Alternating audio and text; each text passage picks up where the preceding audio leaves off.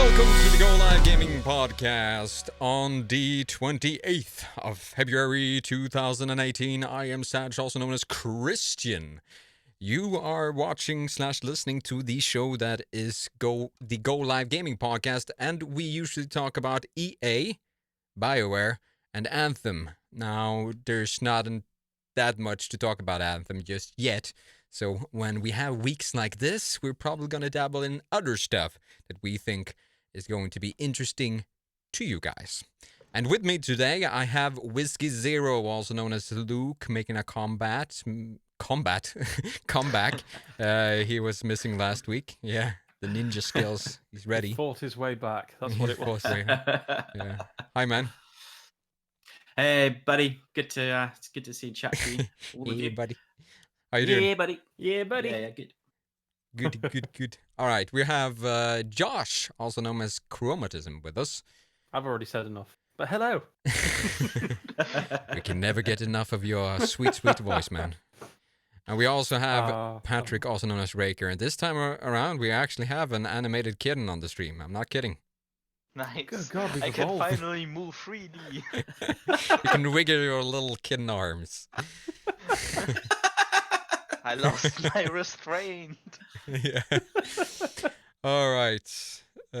Cool. So, this time, or this week, we're going to talk about a couple of things. We're going to talk about the Battlefield 1 Apocalypse DLC, and we're going to talk about Lootboxes, finally. Because there's actually been some movement on that news. There's not just speculation and talk and angry statements. There's actually something happening. So Well, that's there's why. still speculation, talk, and angry statements, though. I mean, those are never going to go away, right? Nah, true. Right, yeah, okay. Yeah, true.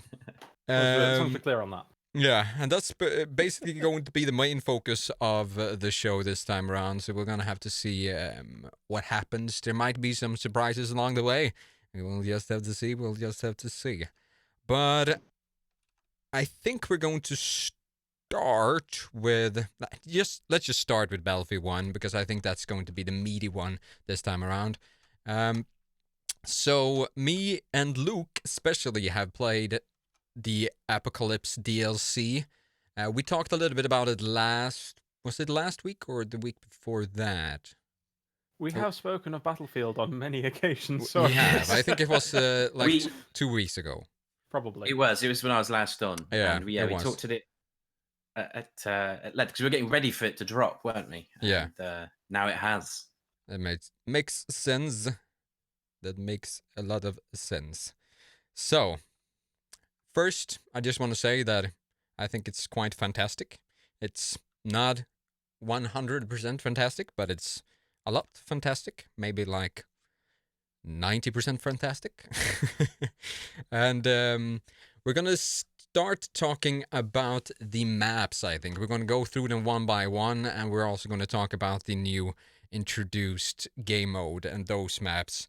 But I want to start on the maps that I think worked really well and was something that I'm confused why they didn't include.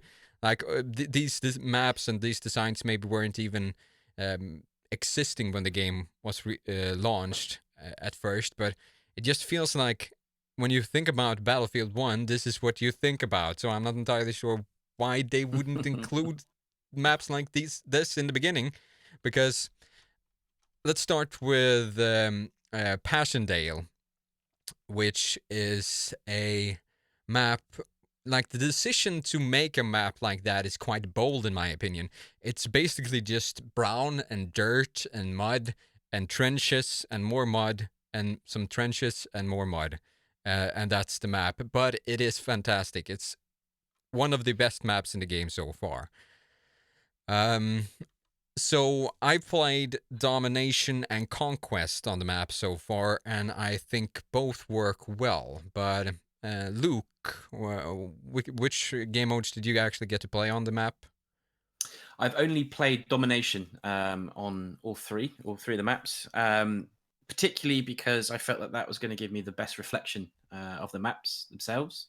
Yeah. And Passchendaele for me was probably my favourite. And it was, if you think of World War I, it was kind of the quintessential World War One experience. You got your trenches, you got your mud, you got shell holes, you've got gas coming all over the place. You've got land ships which you could just ride over the top of the trenches, smashing through the barbed wire with all your buddies tucked in behind you for cover. Tracer fire everywhere. It's really full on. Like after one round of playing that, I was tired. It was intense. And I agree with you. Like, I wish it had been there since day one. I kind of understand why it wasn't. And maybe we'll come on to that later. But I'm so glad it exists. It reinvigorated the game for me. Yeah. I certainly agree. Like, I played Domination. I think now on Passchendaele I actually played TDM, Domination, and I played Conquest. Now there's a certain little thing with me in Conquest, which is if there's not enough map variety, I have a hard time actually finishing a whole game of Conquest on those maps, because Passchendaele is a map that is just, the color palette is so one thing all the time, which makes it hard for me to play for longer sessions. But the gameplay itself is working fantastically on this one. Like, there was this certain loop on the map, which there's like, our team pushed on the right and their team pushed on the left, and we were moving in circles around like that, because the trenches allow that, and that's one thing that this DLC does really well, and that's the trenches. That's the thing that has actually been missing from the game. And when you think about trench warfare, that might, or in my head, it doesn't sound like intriguing gameplay mechanics to have trench warfare, but it works really well because you can push from trench to trench to trench, and that makes it a lot easier to actually push onto the objectives and being able to take them, which creates this dynamic which we haven't had before on the other maps. Like, all of the other maps have been focused on this cool castle or this cool city or this cool, like, not really what you think about when you're thinking about World War One. And it's fun to think about, like, they obviously weren't brave enough to go with trench warfare off the bat, but now that we have it, I'm sad that they didn't do, because it works really well, especially with the Battlefield ones or Battlefield's mechanics or gameplay style. I think the reason they did it is, well, twofold actually. The first is, when they released the game, it was the centenary of the end of the First World War, and I know that there was a lot of press around the sensitivity of this game being released at that time. So in one way, they were very shrewd, because they kind of avoided that issue by going for the other stories, the bits about World War One that people don't think about. The fighting in Italy and in Africa, as an example, or even the air raids over London. I know the way they used that was pretty fanciful, but it is historical fact. There were Zeppelin raids over London. Yeah. And so they kind of sidestepped that. And the second issue is, they kind of wanted to really make their mark on the genre. So in some ways, going for trench warfare is the easy option. It's a safe bet, Yeah, maybe.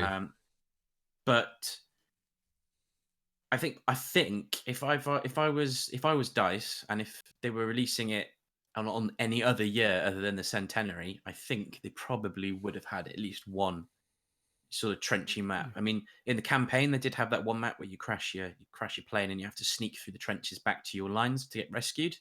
It's probably the closest I came to, apart from the opening scene, of course, where you're fighting for survival. But yeah, it's certainly multiplayer. It would have been nice to have seen just one, but I'm glad they got there in the end. At any rate, it wouldn't have been right if they hadn't, I don't think.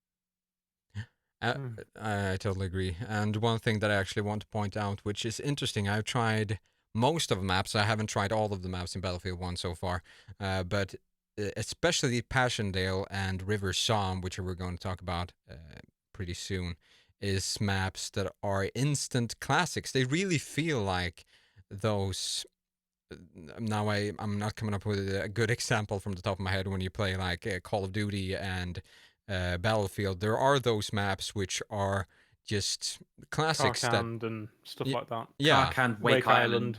yeah. Yeah. There you Yeah. go, that one. But those Yeah. maps are maps that get redone for newer iterations of the franchise, and they're instant classics. There's maps that are always going to work, and I feel like Passchendaele and especially River Storm are maps that have that feeling, which I am impressed by because I haven't, when I played Call of Duty and Battlefield in the recent years, that feeling of the maps being really fun and instant classics. It's hard to describe it in a better way. That feeling has been missing a lot of the time for Yeah. me. I But agree now completely. we have that, and it's interesting to see that with the final DLC for Battlefield 1, which, yeah, I'm sad that the premium model for Battlefield 1 has always alienated people or alienated its own players because the premium maps or it will always have less people playing on them, and that makes me really sad. So I hope that these maps continue to have a player base because I certainly want to play on them more. I want to play them full stop. Yeah. But I think that's. I don't know if there's too much else we can talk about. If you're watching the stream right now, you can see Passchendaele on the stream, and as you can see, the map itself is it's just gritty and dark and heavy and war torn in a way that we haven't really seen in this game before. It's amazing. Tell you what, before you move on, Yeah. because from what I've seen and from what you just said, which gets me very excited, especially when you say, it feels more like going back to some of the classics of Battlefield. One of my big gripes to Battlefield 1 and Battlefield 4 and Battlefield 3 to an extent was the fact that it felt like it's like in the earlier games. It's just when you mentioned rotation through the trenches, with people rotating around and actually going for the different points. Because it's felt to me a lot lately where the new maps, you kind of have these points of interest dotted around, and then everything else is sort of no man's land. And unless you sort of just want to risk getting there under copious amounts of fire, you're going to push up, and most of you are going to die, and then you're going to respawn your squad mates. I'm just thinking about Karkand and stuff like that. There were so many divergent paths you could take to get to an objective that weren't necessarily all out in the open, and it sounds like if they're actually going back to that sort of that original idea of map design, I'd be very excited. I'll tell you for one with these particular maps with Somme, which we'll come on to, and with Passchendaele in particular, there's a lot of open areas. There's literally no man's land. If you run across it, you're dead. You never know where you're gonna get shot. Right. But you've got lots of different ways. There's like a whole warren of sort of tracks and trenches that you can take to find your way around. And it's quite a skill because it's quite featureless. I got turned around a few times actually. But one thing I will say for it is there was a moment where I got to the other side of the map. I was behind the enemy. They were off fighting back towards our lines. And I looked back over with a sniper to try and identify some people to shoot in the back because I'm honourable like that. And for a moment, the immersion had me I was in awe, I think. I just felt a sense of place. It was very strange. It was like I was looking at it all. There's just all you could see was gunfire and tracer rounds. And because of the colour palette, you couldn't really tell at a distance who was who. And for a moment, I was just like, it's almost a gravitas to it. I don't want to like sort of labour too much of a point on it because it is a video game. It's not real. But it crossed my mind that this is bonkers chaos and this is a game. Imagine if you were there. It's probably the closest I think any game has come to giving an idea of what being there in that environment would be like, which I think is really a feather in the cap for DICE. It almost sounds really like they've achieved what Red Orchestra 2 did for World War II. And from what you're saying, that's the feeling I'm sort of getting. I don't know if you've ever played that game, but that sort of feeling of chaos and oh my god that you get from it. You're just like, what am I even doing? what am I supposed to be doing here? It was incredible. That was amazing. Yeah, I agree. All right, so that's Passchendaele, the first map. We're gonna move a little further along and talk about the River Somme or River Somme, which is another one that is just an instant classic for me. I play this map on, I would say, TDM and domination first and foremost, and I feel like it just works so well. The different points are so distinct on how you have to actually encounter them, so it works really well, and it doesn't feel, and it feels like you have a lot of options when you want to move toward the sites as well, which is great because if you play smart, this map is awesome. There's a lot of maps where it feels like you're trying to move toward a point, and there's just no way to get there because there's You're funneled. yeah, Yeah. there's no like in this example there's no trenches which work well when you want to push towards something. There's nothing to hide behind, maybe just a little small wall, but that's just like a grenade is going to solve that for the enemy team basically. So but I never felt like it was hard to push towards a point because you had so many angles that you could work towards, and my teammates were always pushing around on one angle, and I could go and stab them in the back from another angle, and it worked so well. I loved my time, and the thing about River Somme that I like more than Passchendaele personally is that it has a little bit more color. There's a little bit more greenery to it. It's still pretty worn-torn, not as war-torn though as Passchendaele is. So this map, just from a visual standpoint, because there's a lot of more variety to the colors and so on, and also how the map is designed is really good. I did play Passchendaele on TDM and domination, and there I felt like it was less of an issue because it was focused on a smaller area, and that area was actually quite diverse with what kind of different things that you could hide behind and run around in and so on.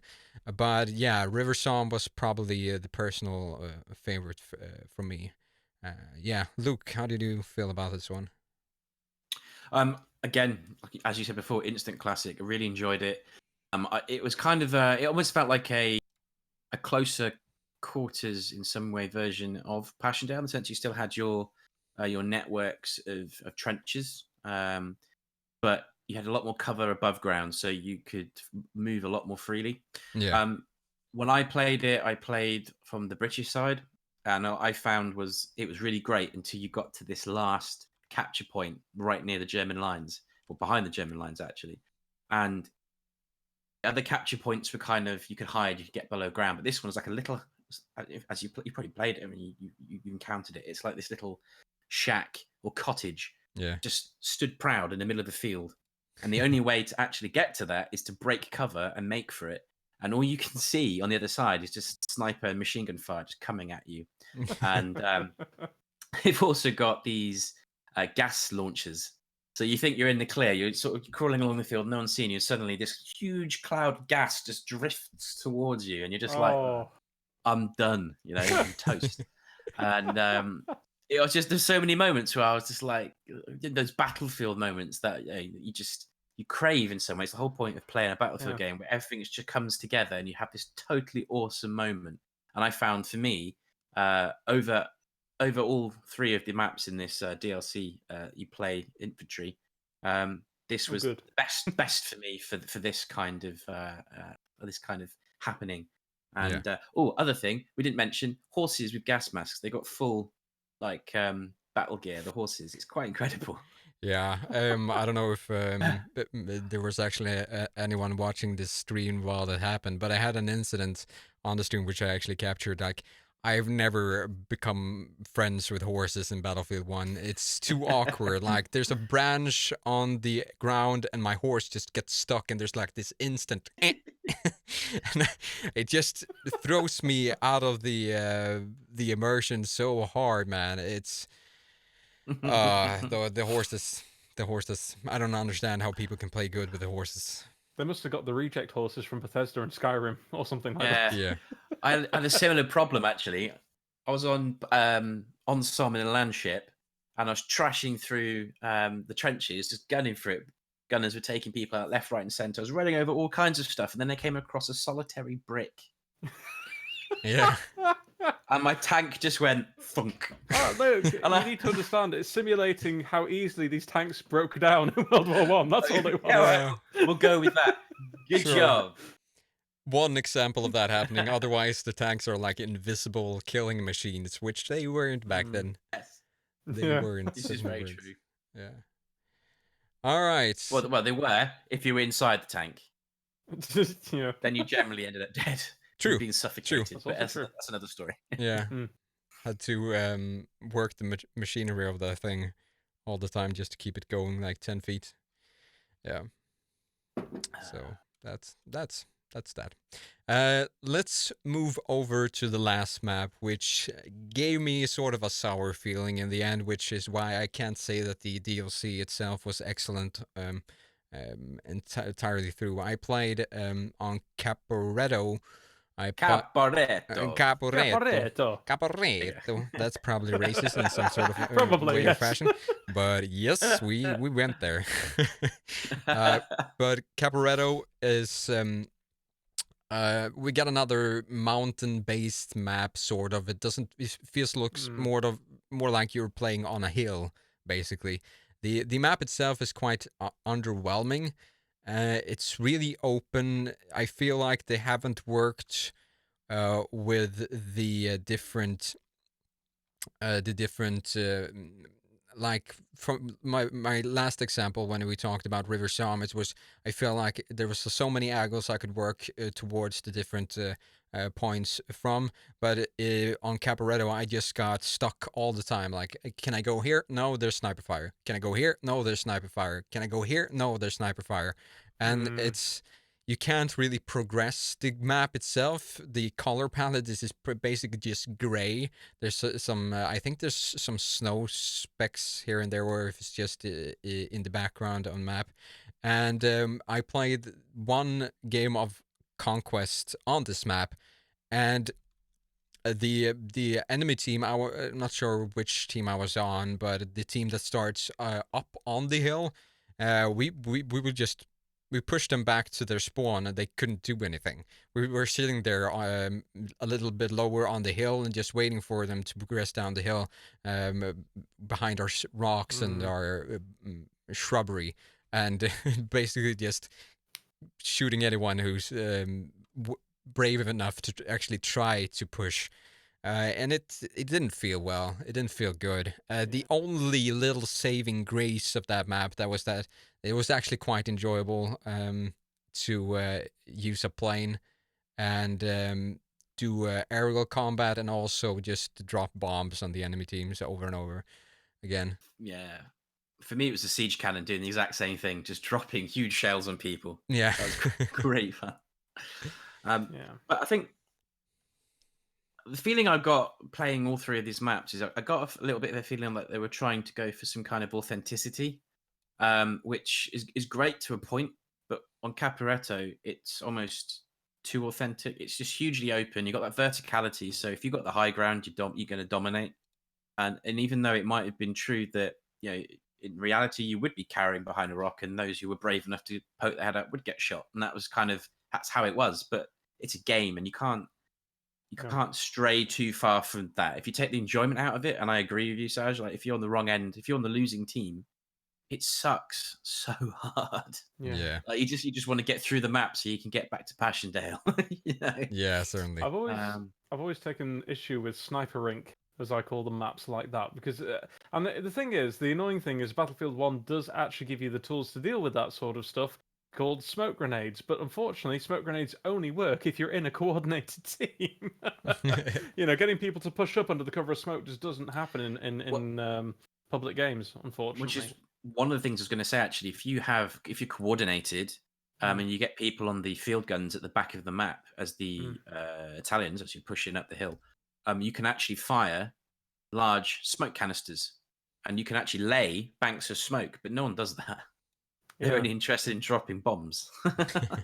You know, it must be an absolute art form in games like this to actually get public people to work together as a team. And I've often found, as we were saying before, with maps like, you know, the Somme and, you know, Passchendaele, you know, and some of the earlier maps in the Battlefield lineup and franchise, because you give players options in how and where they can move, very often you'll find that there is an actual dynamic that forms in the public play where you will have people banding together and going various different ways. But when you're in an open situation, as I imagine that probably is, it just becomes a bit of a fuster cluck, as the saying might go.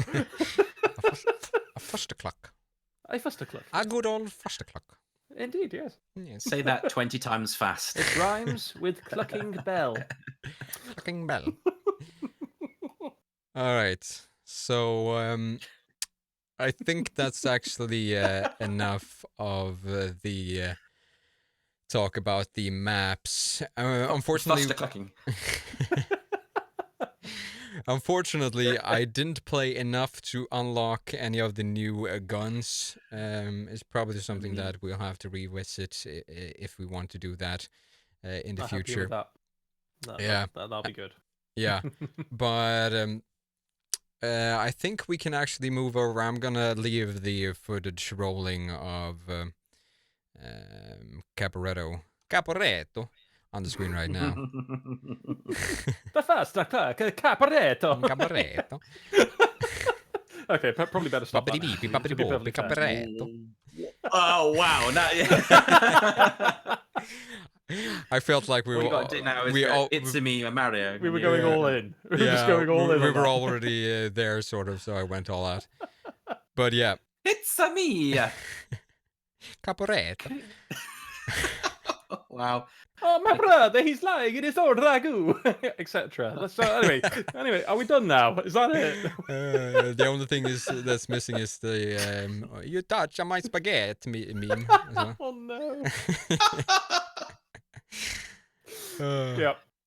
Oh, right. we're in so much trouble. Yeah, we are. Let's man. move over to the new game modes, which are Air Assault, which we have seen before in Battlefield. We certainly have. But it's never been a game mode that I feel has been that fun to play, actually. It's been good. Nah, it hasn't really been good, and I feel like maybe it's better this time around. It's not the lock-on missile fest that we had in Battlefield 4. It certainly isn't. But it's, in my opinion, it's not great. And that's basically because of the maps themselves. When I heard like London Calling and Razor's Edge, I was thinking that they would do something fun with it, but the maps themselves feel really unimaginative. Like the London map, I was expecting being able to see like cool buildings on the ground, and it's like if you look down and you can't really fly too close to the ground either. It's like small little. Again, to move over to the bricks that you can get stuck on, it's basically just bricks on the ground somewhere down there, and it looks really unimpressive, I gotta say. The only saving grace of that map is that you have these you're flying through these clouds, which is actually quite cool, so you can lose people dogtailing you in the clouds, which I kind of liked because that's been sort of missing before. I feel like they've worked with mountain ranges in order for you to lose people that's on your tail and stuff like that. But this time around, we have something else, and I kind of like that. I don't know. Luke, did you have time to actually play any Air Assaults? I did not, unfortunately. But Right. I tell you for why. It never appealed to me because in the past it has sucked so hard. Yeah. Yeah. But I do intend to have a go. It's a shame to hear about the London map not being what you cracked up to be. I kind of had a feeling it would have been similar to the one that they had in the single player campaign, where you actually had the Thames below you and Big Ben and stuff like that. They've already have that. Why would you not reuse it? It seems a shame. I was just thinking of all the stuff they could have borrowed from War Thunder, and apparently they didn't bother to use any terrain or whatnot in the map. That's a shame. Really. Yeah. It's a missed opportunity. Yeah. Certainly is. And we also have Razor's Edge, which is the other Air Assault map, which is playing on the screen right now. And basically, what you're doing is fighting around one little mountaintop range. and there's One. stone, one, and there's stone, and there's snow. I mean, it looks kind of impressive if you fly around and look at the environments, but it just feels so dull. Mm. Well, this is the single player map where you learn the mechanics of flying, isn't it? That's what this one is. Yeah, it might be. But yeah, I didn't actually get a real game like here. There's like one other guy on the server, and I'm on his tail all the time. The thing about me playing these games, I'm good at actually staying on the tail and dogtailing people and all of that, but the shooting part and hitting part is the hard part for me. Hitting the target. Yeah. So if you're watching the footage right now, I'm on this guy's tail for, I feel like I played alone with him for 15 minutes and he got like 2 shots on me. But the Hashtag only... humble brag. Yep, I got that in there. There's one saving grace or one little thing which I think was fun for them to play around with, is that you can actually use the sun sort of like you use the clouds on the other maps. You can fly towards the sun, and if you use it correctly, you can blind the one flying behind you so that you can lose him. But if you're an experienced player, it's pretty easy to guess which way they're going to go and not. So it's not that effective, but it's at least they thought about something here. I feel like this map, though, really underwhelming. The only saving grace of the air assault modes, I think, is that they're using the Zeppelin behemoths. So in one of the game modes, you have 2 Zeppelin behemoths, one on each team, and there's actually Zeppelin versus Zeppelin combat, which can turn quite epic. I've cool. experienced. It feels like there's some sort of grandeur to that, which I like, which hasn't been in the other games or the earlier Battlefields and their air assault variants.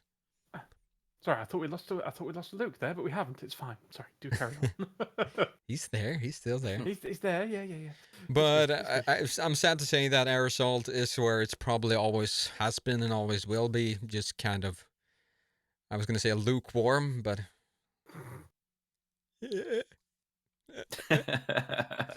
Not lukewarm. Luke didn't. Anyway. But yeah, it was always an afterthought for the enthusiast flying gamer. That's the way I've always kind of viewed the air assault mode in Battlefield. Yeah, there's so many other games that does the sort of whole aerial combat thing way better. So I'm not entirely sure why you would focus on a game mode like that. Maybe someone thinks it's interesting. Who knows? Who knows? So, that's the biggest, or that's the gist of that, I guess. We could probably touch back on the DLC in the future, but overall, my opinion is that, like, River Psalm and Passchendaele is they really lift the entire experience, and they are excellent maps, which by far my favorite maps in the entire game so far. So that's a big, strong thumbs up for me. But the other things are just meh. It's not totally great. It's mostly great. It's GO.Live Gaming Podcast, Metacritic, 90%. 1.5 thumbs. 1.5 thumbs.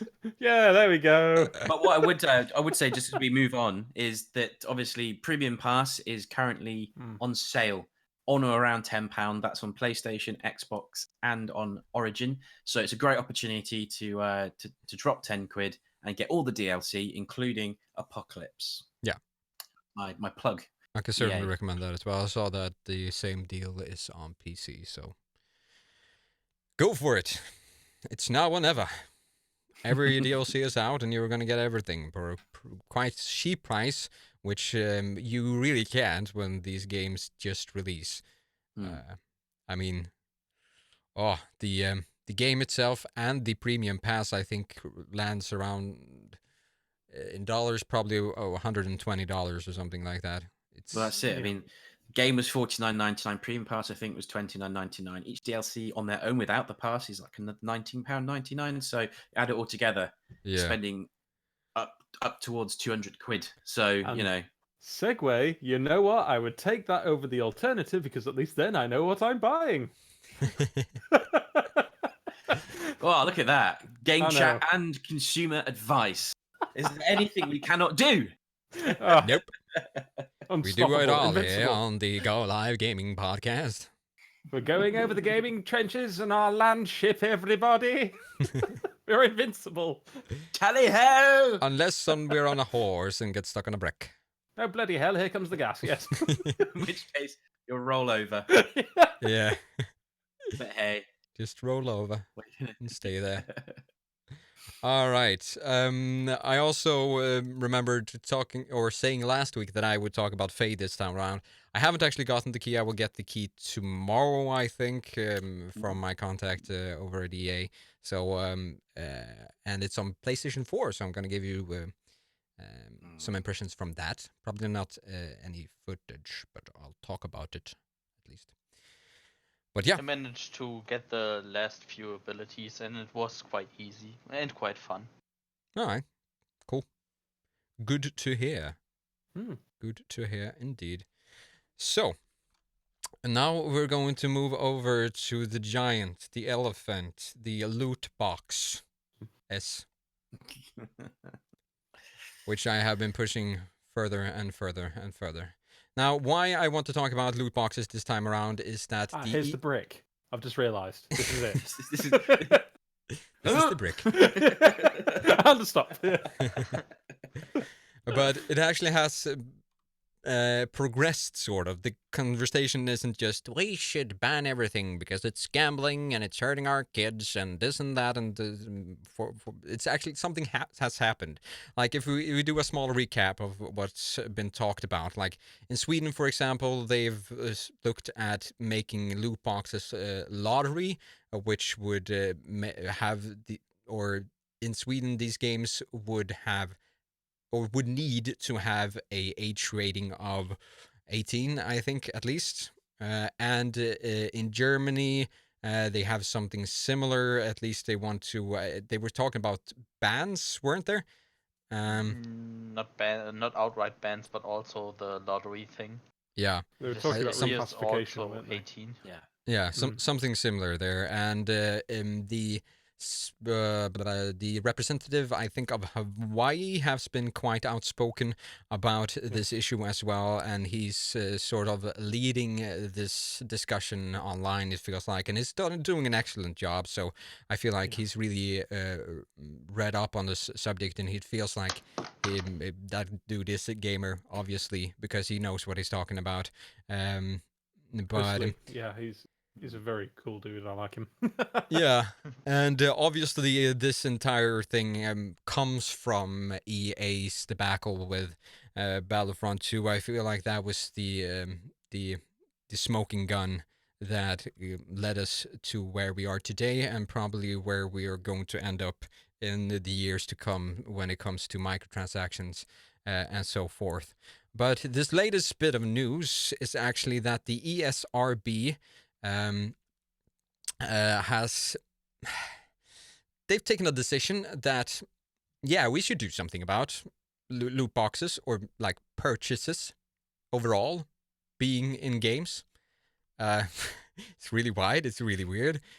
So they're thinking like, no, this is not that bad. It's a fun mechanic, and we would just slap a little label on there, and it's good. We're good to go. So games, basically what this is games that have purchases. It can be like DLCs, basically, that has that down the line is going to have this little label, and it entails loot boxes, microtransactions, DLCs, and so on. I'm actually going to read a little bit from The Verge, an article. And the title itself says that the ESRB's loot box response is new in-game purchases label that applies to almost every game. So yeah, they're saying that it's a toothless approach to exploitative microtransactions. So the first segment of this article goes as follows. Today, the Entertainment Software Rating Board, the ESRB, the self-regulatory association responsible for rating content of video games, responded to the mounting controversy around the industry's shift towards microtransactions, especially the gambling-style loot box systems favored by the world's most popular competitive multiplayer titles. Unfortunately, the ESRB solution is only a new in-game purchases label that seems as if it would apply to vast majority of modern games, from story-focused Nintendo classics like The Legend of Zelda Breath of the Wild to EA's bungled Battlefront 2. The ESRB's criteria is extraordinarily broad, covering any game that offers the ability to purchase digital goods or premiums with real-world currency, regardless of context. This includes features like bonus levels, skins, surprise items, such as item packs, loot boxes, mystery awards, music, virtual coins, and other forms of in-game currency, subscriptions, season passes, upgrades, for example, to disable ads, and more. So, yeah, I can say like this is, from my personal opinion, or no, I'm gonna savor my opinion. You guys have been up to speed or been thrown up to speed with this. Does anyone want to jump in and say their opinions on this? Totally, but I'm choking up on my own inner rage. It's just so weak. They're basically what they're doing is they're taking the view that the mechanic in and of itself is not illegal, it's not immoral, it's there to be taken or left. But what it doesn't address is the fact that the people that are using these games are not necessarily adults, and they don't have the impulse control that most adults have, and that's the problem. But what they're basically doing is pushing it onto local government to deal with, effectively, to legislate it for it or against it. I guess that's what's happening there. I don't understand that mindset. Surely the best thing you could possibly do in this situation is head it off at the pass before governments get involved and start smacking you with legislation front, left, right, and centre, and setting a precedent to interfere more in the future with whatever your plans may be. I do not understand the mentality at all. And the only reason that it's not classed as gambling, by the way, is pretty much because in the majority of cases, not looking at Steam here, but and Counter-Strike and whatnot, but in the majority of cases, you can't cash out your items, which is the only reason it's not classed as gambling. It blows my mind. Which is based on the current legislation around the wording around what gambling is, what gaming is, in that sense, in the gambling sense. The original form of gaming, which was gambling. Yeah, that's right. So it's down to the governments to change the legislation, isn't it? If that happens, then I think you'll probably find their tune changes. But I would imagine, a company such as, or any publisher such as EA will find other ways to make that ongoing income. They're pretty good like that. Yeah, that's what they do. So for the time being, they'll carry on doing what they know they can get away with, because it's a business at the end of the day and they want to make money. I think from my standpoint, I understand why they do it. I don't participate in it myself. Battlefield's a good example. You get those loot boxes. I get them if they come with a DLC or if I'm gifted them for something I've done, but I don't buy them. I don't see the point. Where I start to get annoyed is where they're tied to advancement and it's very cynically done. So the thing with, if you want to take Battlefront as an example, there wouldn't have been any issue there at all if it hadn't been for the fact that when you did the maths, it would take you literally years to unlock everything compared to buying it. If they changed that so that maybe it would take you a few months, or even a year, 1 year would probably, on the outside, probably would have been fine. But the way they worked it, they kind of assumed that it wouldn't get found out, I think. And that's where we end up where we are today. So there's two things that can happen. EA can be less cynical, if you for want of a better term, with how they work out the difference between the benefit risk reward between having to buy something outright or just doing it, but working for it, or detach it from advancement altogether, bring it back to being purely cosmetic. Those kind of two options as it stands, barring any legislation which changes how it's looked at legally, I suppose. Yeah. Yeah. I think that slapping this label onto the majority, well, the games, nearly the majority of games these days, I think slapping this label on is just doing what they're basically doing in the gaming industry, in the AAA gaming industry, which is homogenizing bloody everything. Yeah. And it's a case of the whole point is they say it's going to give parents more information so that they can make the correct purchase. Also, can I also just address the point that I think it's absolutely awful to make the issue about children. I know legally it's easier to make it just about children, but this affects everybody with an addictive personality disorder. I mean, I call it a disorder, but you know what I mean. Anybody with an addictive personality that sees this and suddenly they get a taste, they might not be able to help themselves, and they're hooked. And there have been so many stories lately of people who have been seriously hurting themselves financially, and I'm guessing in some ways probably physically based off that as well. And it's just it's a horrendous thing to do. I mean, you are literally the only reason it's not a casino is that you can't cash out, which in some ways maybe actually makes it worse. Because not only is it a casino where you can't cash out, but it's a casino in which the games you're playing are probably not going to be around in 10 years. So all that money you invest has gone straight to that company for them to make another game, and you've lost everything that you've just done. All of your achievement in that game, your sense of pride and accomplishment disappears as soon as those servers actually turn off. It's gone.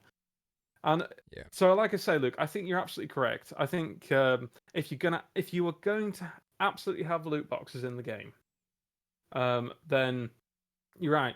Cosmetic is the least villainous option that we can go for. It's the least damaging option. And also, what do we do about games like Battlegrounds? Because in games like Battlegrounds, you can cash out your winnings. You can literally sell your items on the Steam Marketplace. I don't know how it works, if it works like this on the Xbox. You can sell your items on the Steam Marketplace for real money. People have sold items. I've done it. I've sold some items for like £15 a pop because it was stuff that I got in one of the tournament things, and it's a case of, well, I can now sell these items after the fact to people that can no longer get them. I've sold a CSGO knife for 150, so...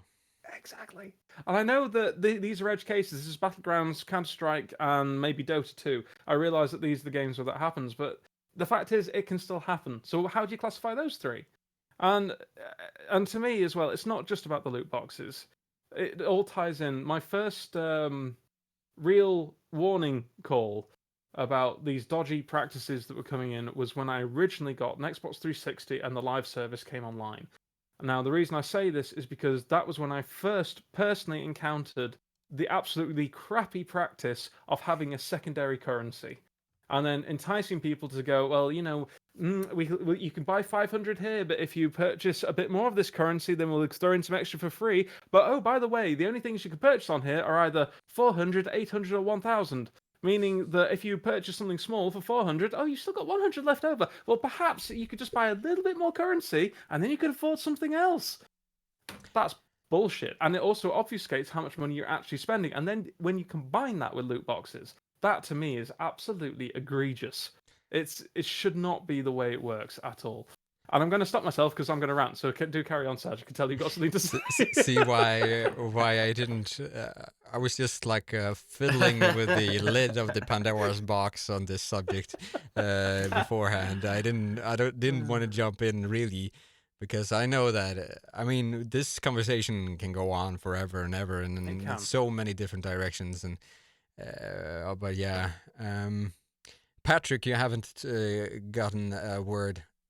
Yeah, I think specifically to the label of the ASRB, it's kind of unfair to shoe publishers that just make DLC in the same boat as people that make loot boxes, because parents now will have, through this little label alone, the same view of both companies. If you have a company like CD Projekt, which is making Witcher and excellent DLCs for it, and then you have EA with their loot boxes, and parents are just gonna see them as equally bad companies, even though they aren't. Sorry, carry on, Patrick. I was about to say it's not even bad though. Just to very quickly cut in, I apologise. It's a case of they homogenize it to the point where this label becomes a meaningless thing because every single game has this on it now. Yeah. Nobody cares. Sorry, carry on. I beg your pardon. Yeah, and that's what I think is really unfair to shoe all the games into one basket and just put a label on it. It's like they don't even make a move. That's like they're just inventing a label with no meaning just to get this problem out of their way. Yeah. Yeah. Yeah, that's the thing. Like, there's so few games also that is going to be able to escape this little label. One example that they had in the article was the recent remake of Shadow of the Colossus. That is going to escape that, but that's just because all the content is done and included and shipped with the actual release of that remake. But if you could take a game like, The Witcher or Horizon Zero Dawn, those games are going to be bundled in with games like Counter-Strike and Battlefront and Battlegrounds, and it's just the label itself just don't hold any meaning. No. It just like I don't see the point of it, which is Well, yeah. this is the devil's advocate bit, isn't it? Because I've done a really good job at doing that. That was supposed to be my job. I know it was, and now now it's gonna be me. Yeah, you're Fighting like the corner. I'm sitting here thinking about myself like loot boxes. Just fighting the corner. These are the same parents that would buy an 18 certificate film, or films, but also games, and then let their kids play them. Yeah, it's you can you can put an EISB label on it, you can put an 18 on it, but at the end of the day, it doesn't stop the parent going out and buying it and giving to that kid, and it is their credit card at the end of the day that's getting used. So that some responsibility has to lie with the parent too. Yeah, put on the child perspective. That's just putting that in a little box off to one side. With adults, there's such a thing as corporate social responsibility, and then the bigger the company you are, the bigger you should be taking this. More seriously you should be taking it. And I think somewhere along the line, potentially, probably, profit has been put before the consumer, and the balance is tipped too far towards, too far away from the consumer. I think that needs to be redressed. Yeah. And I think if that happens, there'll be a lot of goodwill, and it'll probably go away. But the right noises aren't being made at the moment, are they? And let's be honest, chaps. They're not. They're just not. No, but the thing about the age rating, though, is that you actually get some information about what you're purchasing. Because there's like these, it contains nudity and gore, and if you go down to a teen rating, it's just like bad language. And you sort of get at least a hint of what it is you're purchasing. With this label, you're not. It could be like, okay, they're gonna release DLC, and it has this label. I feel like maybe a label like this, but with different steps, like the age rating system as well, and maybe that would just inform a little bit. Like, for example, it could be like this game contains purchasable items. That could be the first step, like DLCs or simple microtransactions. And they can have like a higher step that is this game contains purchasable items with random chance or something like that.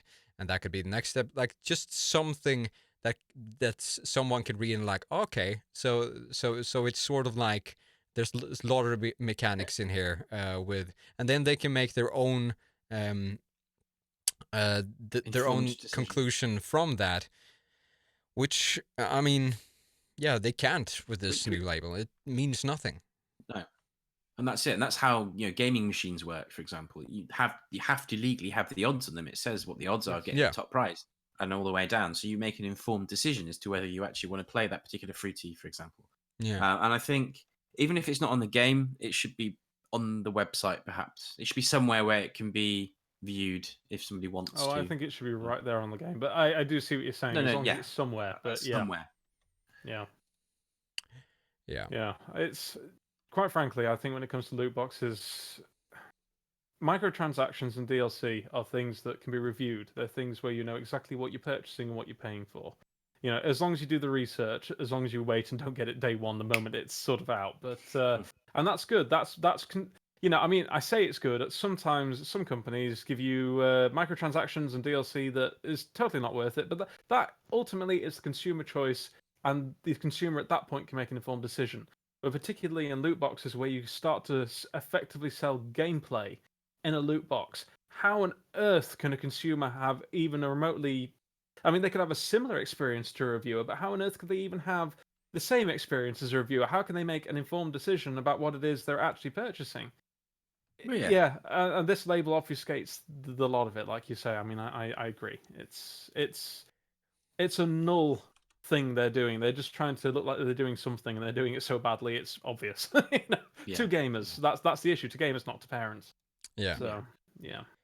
All right, that's actually enough. While we're a little bit riled up, I want to try to get a transition going for a new little segment that we're going to try, not every week, but at least when we're on this train of getting a little bit riled up and asking ourselves, why do we live in a world that is as this world is? But yeah, I have Where a little are you going with this? I have a little transition that I'm going to play up. You guys can download it in our crew chat if you want to listen to it. It's about 20 seconds, so everybody be quiet. Sometimes you just gotta ask yourself, why?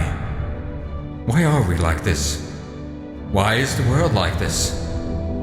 Aren't we better?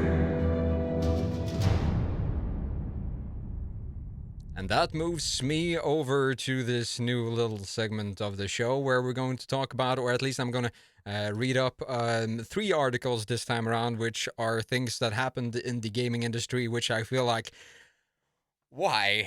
Why does this happen again? So the first one that we're going to talk about, the article, it's a Polygon article, and the titles sort of says it all. I can't believe we're still blaming video games in 2018. So we're back on this train. We had a shooting in, I believe it was in Parkland, in Florida, a high school shooting, and Kentucky Republican government, messing this up, Governor Matt Bevin used the shooting as an excuse to get it on the train of saying, like, this is video games' fault. And this was something that happened like 10 years ago, and we... Hello, 90s, how are you doing? Indeed, and we have had this discussion, and we've moved further, and we've grown, and we've had articles and studies upon studies that says, like, this is not true. We can't blame video games for this kind of thing. There is nothing conclusive. No, but like how the current climate is in the US, I'm not surprised that we're visiting topics that literally mean nothing. Next up, we have a little article that is called "Has Censorship of Nudity Gone Too Far?" It's from a site that's called SheetCC, but this could be basically from any site at all. And that this is regarding to Assassin's Creed's Origins Discovery Tour mode, where you can discover and learn more about ancient Egypt. And the statues in this mode are actually censored. Like, we've had statues with little dongles and nipples for years, and like not only years, centuries. And this has never, like, we have this in textbooks in school, and nobody has ever even twitched in an eye. But apparently this was too much for Ubisoft, so they decided to put seashells on the nipples of the statues and on the little dongles. And I feel like this is just ridiculous. Yeah, there was a case in the UK very recently where the curator of a museum, and I can't remember the names, but basically there was an image, a very famous painting, and like I say, the name escapes me, but it features some naked nymphs in this painting, in this thing, and she basically removed it to try and cause a discussion about what is correct and what should we be feeding to our children and everything else in a public space. And it's like, yeah, but that's like one little official doing a stupid little thing. This is actually an entire company making an obvious calculated choice about censoring their game, on like censoring old statues that existed in the real world, which is like, come on, man. Can I but also, yeah, very quickly, can I say very little things, Sarge, or do you want to carry on? I'm sorry. I'm going to take the next one, and we can have a small Sure. discussion about these topics later. So the last one is also one that is a little bit of a head scratcher. It's from PlayStationLifestyle.net, and the title goes as follows: Konami warns users that Metal Gear Survive is not a dating service. It literally states in the terms of agreement that you have to agree to when you're playing the game that you can't use the game as a dating service. You can't engage with people in the purpose of sexual or obscene acts. That is good, but you can't even seek a relationship with another person in the game. That is actually against the rules. You could literally get banned from the game if you try to sort of flirt with the opposite sex or maybe the same-sex in the game. And this is just a head scratcher where I'm like, Konami, why are you even getting your hands in this? Why? Yeah, considering that you spend most of the game walking around, basically poking things with spears constantly. Yeah, I do wonder if this is sending mixed messages. yeah. Not gonna.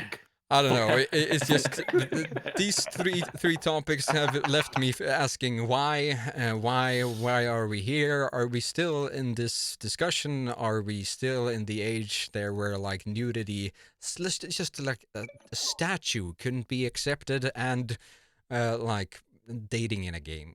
Come on, why do we even have that in the terms of service? It's not like.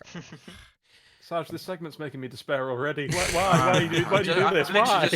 I've just literally spent the last 5 minutes just shaking my head. Yeah. But we're just going to have a quick discussion about these topics. Just quick opinions of what you guys feel like. Let's start with the first one. Playing video games for violence.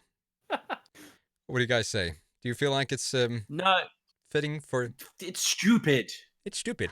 I agree. But I get the reason why he does this. It's easy. Yeah, it's called politics. Uninformed people are easily to manipulate, so you're just gonna blame someone else so they don't have a gun violence discussion. You don't want a gun violence problem. Get rid of your guns. It's pretty bloody straightforward. Get rid of your guns, But get rid of the that's too NRA. easy. You ain't taking my guns. You ain't taking my guns, you ain't taking my freedom. We don't want your freedom, we just want you to stop killing people. As long as there are people that don't have no connection to games, it's easy to blame gamers. Yeah. Because uninformed people let themselves get caught up in many things. You know, I would actually make... Sorry, go on. I have played first-person shooters since they became a thing. Mm. I have access to firearms regularly. So I thought in my head, I'm at a bus stop, so I'm going to take this rifle, I'm going to get in my car, I'm going to find the first granny at a bus stop, and I'm going to blatter because that's fine. Video games said it's okay. It's stupid. It's just... It's scapegoating, and it's pushing a problem away from where it really lies, which is actually with government. Yeah. You know, I'd actually probably speculate that somebody, people going out on the weekends, getting horribly drunk and blathered. Okay, maybe murders don't occur, but they probably cause more damage to people and property. Certainly. Yeah, but we don't blame that. That'd be prohibition all over again. We can't have that. You know? That would be worse. Oh, the problem's TV and films because they drink beer in front of you. I made these games in my bathtub. So, guys, censorship of nudity, censorship of statues in games. Do you feel like there's a warrant for it? Revisionist history is a problem. If you're gonna mark as a jaunt around historical ancient Egypt, then it needs to be as it is or not at all. That's the way I look at it. Back in day, there was a pub. There was a pub, no, a pope. Who back in the day, there was a pub. I went there with my father and my brother. One of the popes decided that it was offensive to God to have dingle dangles on statues, so he sent some poor bloke around whose job was to chip off all the knobs, keep him in a basket, and put him in the archive. And then later, the Renaissance happened, and it was that same poor bloke's job to come back out and match all the willies to the statues and glue them back on. It's the same thing. It's somebody is offended easily, and therefore they've complained or they're afraid at Ubisoft of getting some sort of, I don't know, collective of mums coming after them for stone penises. And so they are chickening out, and they're covering them with, what was it, shells, fig leaves, Yeah. whatever it might Shells. be. Do Seashells. it my opinion. Do it properly. Don't do it at all. There's no middle ground for me. I just have one sentence for this. It's just don't censor history, especially if you're not making a history dedicated like game. It's supposed to educate. Come on. And while we're on that subject, can we stop trying to look at the past through a filtered lens of the present? That is such bull. Like I say, this does apply to nudity as well, and it's a case of the more you sort of censor something, the more you stigmatize it, the more of a stupid. Oh, it drives me absolutely insane. But yeah, the more you look at something through a filter, the less history actually matters, because history is there to teach you lessons that you can take into the future, and the more you filter that, the more irrelevant it becomes, and the more stigmatized things become. It's not healthy. It's not healthy one little bit. But don't you guys think that they are taking it too far this time? I don't know if you heard from the Formula One discussion they had, where they banned the car girls. I don't know their names. They're directly girls. job names. Pit That girls. they can't participate in their job anymore because of censorship. Because Formula One doesn't want to be associated with that anymore, and so a whole group of people just lost their jobs because of that. Because, I think it's stupid. Yes. Yeah, because censorship goes too far now. Yeah. This is, well, that's an example of, and I'm going to say it, not necessarily, not looking to get in trouble, but it's a case of a certain type of feminists who believe in equality for everybody except when it offends them, in which case their way is the only way. And I feel like I can say this because what they're actually doing is marginalizing other women, which ain't the whole idea of feminism. Yeah. Right? From my understanding. But yes, hey, it is. you know, but there you go. There you go. Yeah. Let's not go down that rabbit hole. I don't think so. Deep rabbit hole to go down. A lot of anger. Yeah. Confusion for my part. It's just confusion. I just don't. When people lose their jobs, it's turning to anger. Yeah. Last subject. Do you guys feel sad that you can't date in Metal Gear Survive? Have your dreams been crushed? Have your hopes and the one reason I would have finally finding that special one, has it all been shoved down the drain? Yeah, this move is just confusing. I don't even know where to begin. It's such an odd thing to put in there. Why not put in, you may not use your game disc as a teacup holder? Or what's so bad about people socializing?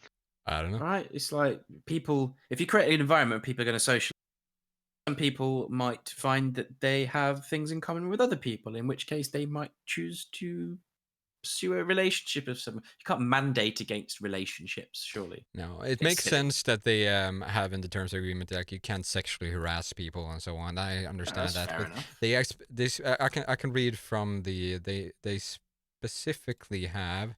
Let's see here. You can't seek a relationship with another person or act that Konami determines is made for the main purpose of causing a relationship, including relationships, acts, socializing limited to within the content.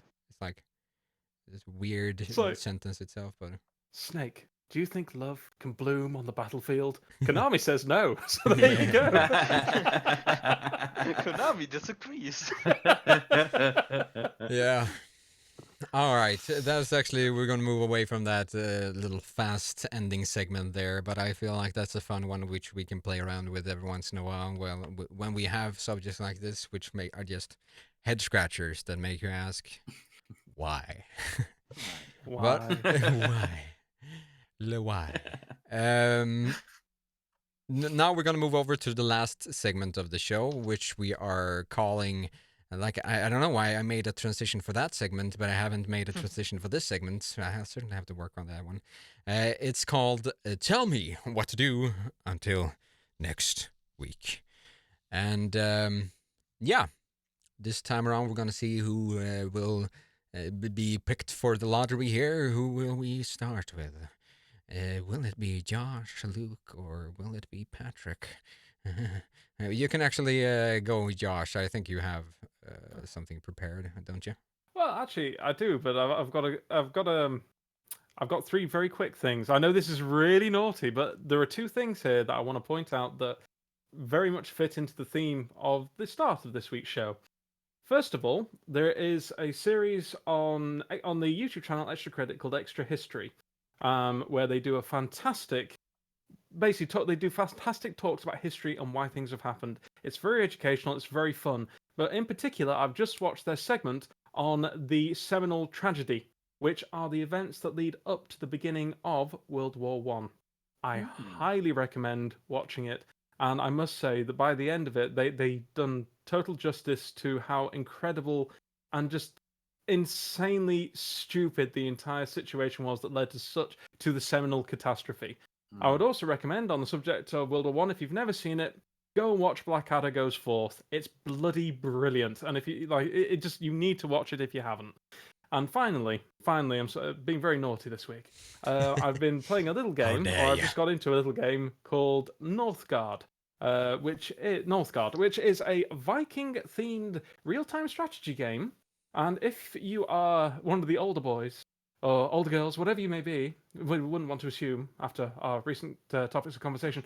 But if you are a fan of the old Settler series when it was at its peak, then you really might want to go and give this a look. Think of it as Settlers combined with a bit of a 4X aesthetic, with a little bit of a board game on top, with multiple victory conditions. It's a low actions per minute real-time strategy game with very meaningful choices in the short term and in the long term to achieve victory. And it's really compelled me so far. So definitely go and take a look at that. That's in early access at the minute. Launches on March the 6th or 7th, I think, with a full campaign. It's worth keeping your eye on. Northgard. Interesting. All right. Luke, my man, do you have something for us? I do.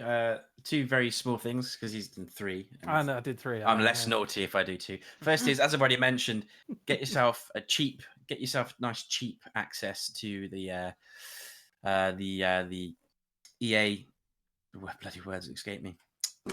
Go online, get yourself 10 quid, nice and cheap, onto Battlefield. Go online, play Metal Gear Survive, and try to find yourself a girlfriend. Premium pass. No, you can't do that now. Get yourself a cheap premium pass. That's what I was trying to say. Found it, got the words out. Cheap premium pass. Pass. Go on there, play all the Battlefield, have good fun. And the second thing is, when you are playing Battlefield or any other game this next week, and you have the opportunity to put your headset on and actually engage with the people you're playing with, do it. It's too easy just to sit there and be a lone wolf. Actually, make the effort to work as a team, get to know them. You never know, you might make some new friends, but just don't get into relationships. Apparently, that's frowned upon now. Yeah. Good call. Can't go down that rabbit hole, man.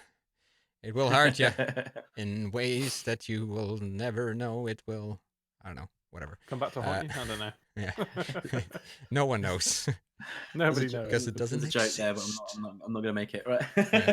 Yeah. Patrick, do you have something for us? Yeah, I have two things. The one is a little bit heavier. The one is a little bit lighter on the comedy side. The first is also regarding World War One. It's the book All Quiet on the Western Front. Brilliant book. I really enjoyed reading all through it. And the second one is the show Lucifer just got its third season. Not just, but it's almost ending, and it's really fun to watch. Some good cheese with the devil. Yeah. All right. That leaves only me. I'm the only one left. Oh, I feel alone, though we are 4 people on the stream right now. I've got 8 things. I have 2 things for you guys today. The first one is actually not Battlefield 1 related, but we're talking tank combat, and I couldn't escape thinking about Fury. I love that movie. Oh, yeah, I need to watch that actually. So you recommend that? I do recommend it. Yeah. I feel like it's really nice. We had this is. Hopefully I'm not gonna make this too graphic, but we had me and my girlfriend is going to get really real. So anyone who's a little bit I don't know, sensitive can you can leave now. Probably shouldn't be watching this podcast. But there's scenes in that movie where they actually have kids strung up to lamppoles and so forth. And that was actually a thing that happened during World War II. And my girlfriend was sitting there like, they didn't do that, did they? I was like, yeah, they actually did. They didn't do that, did they? Yeah, they actually did. So, and her grandmother on her mother's side was actually in Germany during that time period, and she saw a lot of that happening. So there is graphic imagery in that movie that if you're a little bit sensitive, it's probably not something for you. But the movie itself has I don't know, it's really unique, and I can't just say that it's a great war movie. It's really different from a lot of other war flicks, like other classics. It's not that. It's a little bit darker and a little bit more niche, I feel like, but still a movie that I can really recommend. And also, while Luke were talking about actually talking to your teammates, there's a game that I want to recommend, which is Squad. If you guys are interested in Battlefield, it's certainly the next step in realism. It's a game that I haven't encountered this anywhere else, because it's a game where you have to use voice comms if you want to be able to succeed. You could do without it, but it's a game where you have to actively talk about what should we do, what are we doing. You have this squad leader who's leading your squad forward. It's also sometimes just a game of frustration, because maybe your squad is doing everything right, but the other squads don't know how the game is actually played, and they're just running around like chickens on the map, and it's a frustration fest. But those games where everyone is doing what they should, and there's teamwork and there's talk, there's nothing out there on the gaming market right now which can give the same experience when it comes to military sim shooters. It's excellent. So, and interesting factoid is that it came from Battlefield 2, It the did. original mod that the developers of Squad created with exactly this gameplay came from Battlefield 2. So Yeah. it all comes full circle. Yeah. So yeah. How about that? Yeah.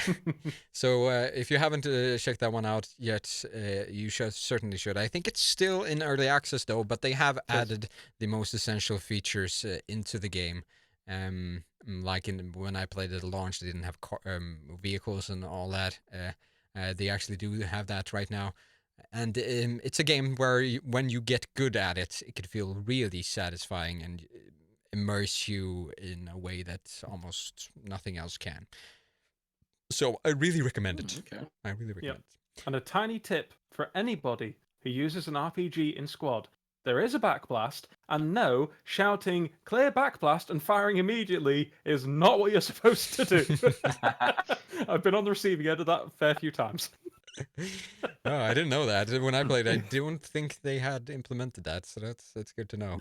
That's Christian saying that he doesn't even bother to say clear, he just pulls that trigger. He just pulls that Yeah. trigger. Oh yeah.